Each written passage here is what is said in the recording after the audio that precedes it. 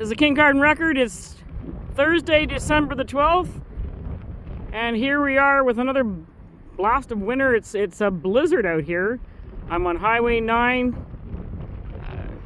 Actually, it's past the Durham Street extension in Kincardine, and the road is closed, and it looks like we're gonna get a whole lot more rough weather.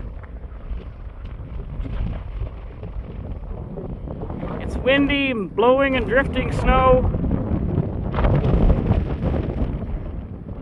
Highway 9 is closed from here to Walkerton. Highway 21 is closed from Amberley up to Port Elgin. The B line's closed to the north end. And it's just a lot of blowing and drifting snow, and it's cold.